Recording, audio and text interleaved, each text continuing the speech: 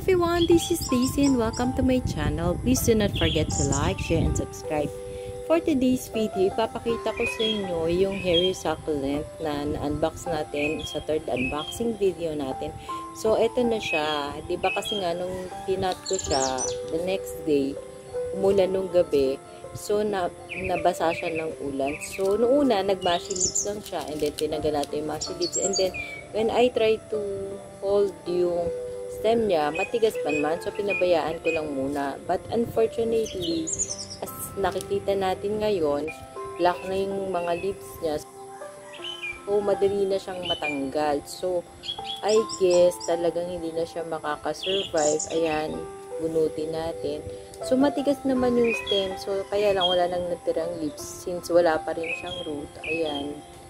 And then, parang pag pindras mong mabuti yung stem niya, parang may lumalabas sa tubig. So, I guess, mushy na talaga siya. Hindi pa lang talaga siya totally nabulok. So, yun na nga. Hindi naman talaga maiiwasan ang mga ganitong pangyayari sa ating mga succulent. At hindi rin naman kasalanan ni seller. Actually, fault ko rin naman kasi naambunan siya o naulanan. Hindi ko naman kasi alam na uulan nung gabi. Anyway, out of all the 24 pieces na laman ng third unboxing video natin, isa pa lang naman yung namaalam. So, okay lang yun. Siyempre, after bad news, may good news din tayo.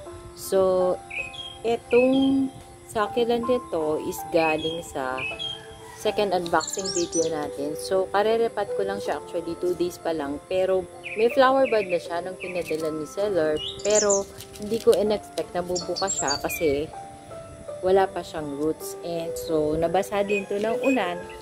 Pero, hindi naman siya nag-mushy. So, wala naman ako nakikita problema.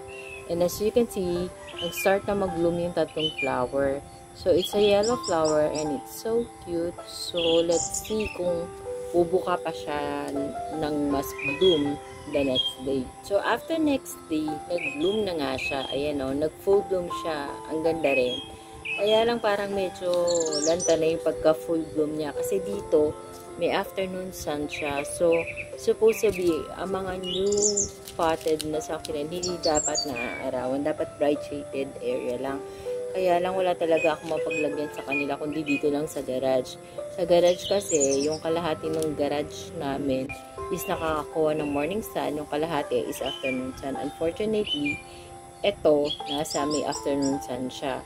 Maganda, bukang-buka siya. Siguro sobrang sunlight na nakuha niya. O dahil din siguro wala pa rin siyang roots, hindi siya nakapag-bloom ng maayos. Pero maganda naman siya. Cute siya.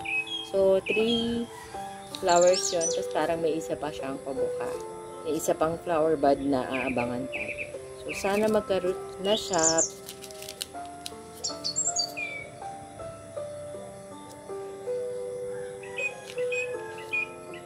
This is the second time that this succulent gave us a flower.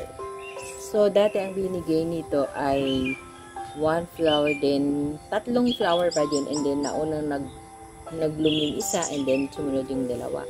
So, maliit lang to. Kasi yung wooden pot na pinagtataniman ko sa kanya, maliit lang. And then, nakalagay siya sa veranda area. So, rain or shine area. At saka yung soil niya as in konti lang.